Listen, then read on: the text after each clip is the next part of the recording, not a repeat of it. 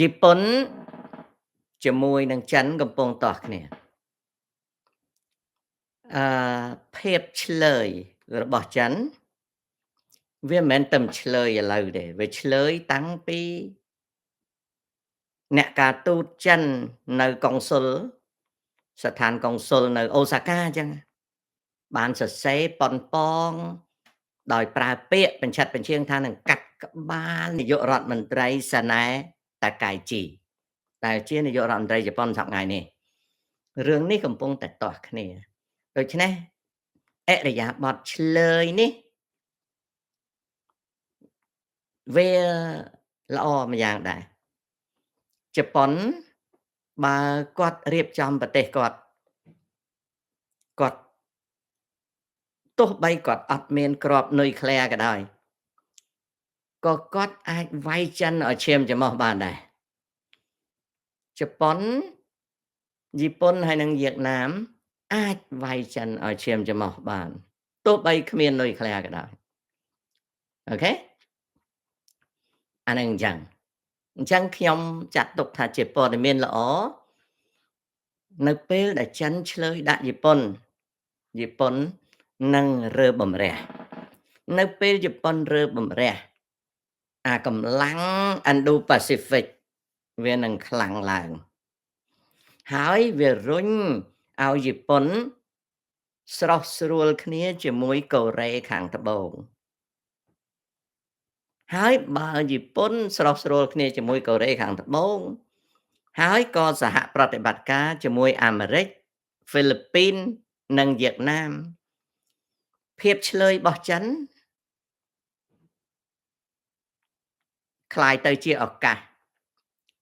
យូសេឡានិយាយត្រូវកុំឃើញជប៉ុនតូចវាវាយចិនឈាមច្រមុះណាវាវាយចិនឈាមច្រមុះអញ្ចឹងការដែលចិនឆ្លើយដាក់ជប៉ុនហើយជប៉ុនរៀងរឹងមកវិញល្អជាសភាពការល្អនៅអាស៊ីខាងជើងនៅអាស៊ីខាងជើងអូខេណាអរគុណចាន់ណាបានព័ត៌មានណាសុទ្ធថងយើងមានផែកំពុងសោមដែរហេតុអ្វីថាយើងពឹងវៀតណាមដកដង្ហើមអាហ្នឹងគេនិយាយដើម្បីគេជីកព្រែកយល់គេជីកព្រែកគេចង់ជីកព្រែកគេនិយាយអញ្ចឹងពីដើមមកដល់ឆ្នាំ2024គេអត់និយាយអញ្ចឹងណា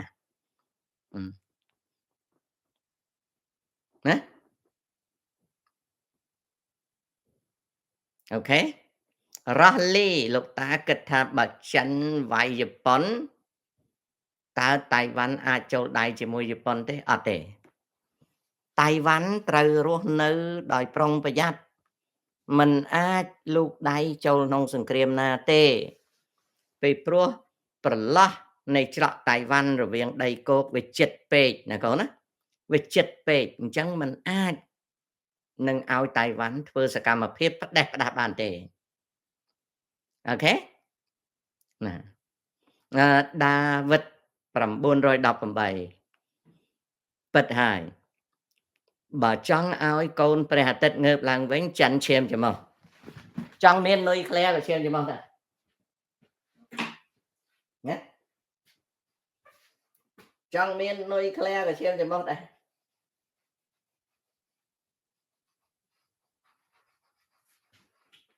ណាចង់ចិននឹងមាននុយក្លេអ៊ែរក៏ឈាមច្រមុះដែរក៏ជប៉ុនហ៊ានវាយដែរណាហើយនាវាមួយទឹករបស់ចិនជប៉ុនចាប់បានគ្រប់ពេលតាមកត្រូវណាហើយសាសជប៉ុននេះណាកុំឲ្យវាច្បាំងបើសិនជាវាច្បាំងតយម៉ាយរបស់វាសាសវាខានច្បាំង70ផ្លាយឆ្នាំហើយតាំងពី45មកណាប្រហែលឆ្នាំទៅហើយទេវាតាំងពីចាញ់សង្គ្រាមមកវាខានច្បាំងយូរហើយតែបើសិនជាឲ្យវាច្បាំងអាហ្នឹងតយម៉ាយរបស់វាវាយឈាមច្រមុះពីព្រោះវាជាប្រទេសតូចតែវាអាចគ្រប់គ្រងចិនបានណាឥឡូវចិនមាននុយក្លេអ៊ែរវាមិនញញើទេបើវាយវាវាយប្រកាច់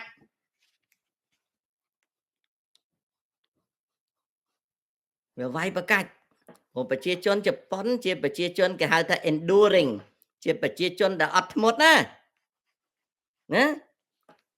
ហើយការអត់ធ្មត់នេះតែវាលើកដៃវាយវិញវាវាយម៉ាយរបស់វា វាវាយអាតោហៀវាយហើយវាចាប់សកត់កកឲ្យស៊ីតៅហ៊ូទៀតណាអត់បានទេកុំឲ្យអាងនុយក្លេអី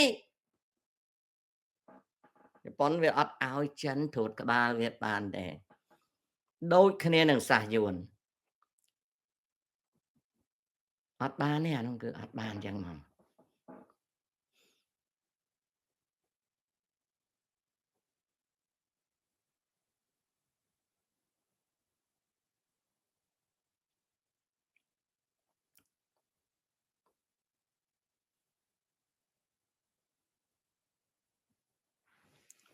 វងចៅធ្លាប់ឃើញគេ comment ក្នុងវីដេអូ YouTube សរសេរថាក្អែកពំផ្លែល្វាតើបានន័យថាម៉េចអាហ្នឹងមកពីពុទ្ធទំនាយคล้ายៗមួយដែលគេថាក្អែកពំផ្លែល្វារាយគ្រប់ស្រុកតែក្រោយមកពួកកុម្មុយនីសដោយលោកហ៊ុនសែនអីពីដើមស្លៀកពាក់ខ្មៅអញ្ចឹងគេចាត់ទុកតែជាក្អែកហើយការឃោសនារបស់ពួកកុម្មុយនីសហ្នឹងធ្វើឲ្យមនុស្សជឿ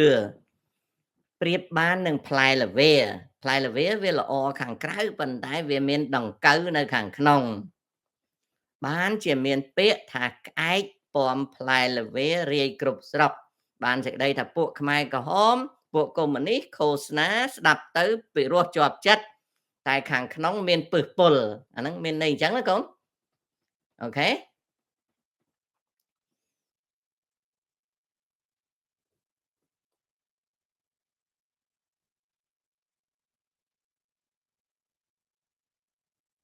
មិនអញ្ចឹងទេចាន់ណាត្រឹមបាននិយាយប្រាប់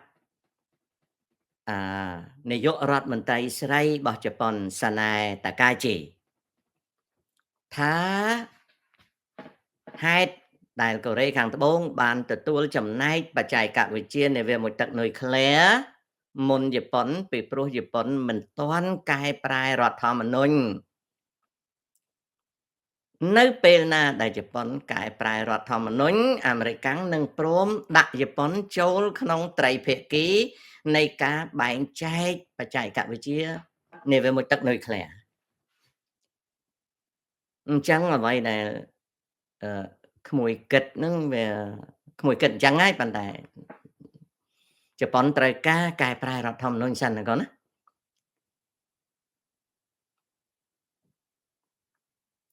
សែមវិសាវៀតណាមចាក់ដីបិទសមុទ្រនេះគឺមានបំណងចង់បិទគម្រោងព្រែកជីកដឹកមិនឲ្យដំណើរការមែនទេភាគកន្លងទៅនេះ show ខ្ញុំភាគកន្លងទៅហ្នឹងនិយាយហើយបាទនិយាយហើយព័ត៌មានដែលគិតនេះមិនពិតទេតែទៅអនាគតវាអាចឥឡូវវាអត់ទាន់ពិតទេណាកូនណាតែទៅអនាគតវាអាចតែអាប្រេកជីកហ្វូណនហ្នឹងវាអាចឆ្កាច់ទៅហើយប្រេកជីកហ្វូណនហ្នឹងវាអាចឆ្កែមុនជីកហើយគ្មានប្រយោជន៍អីទេ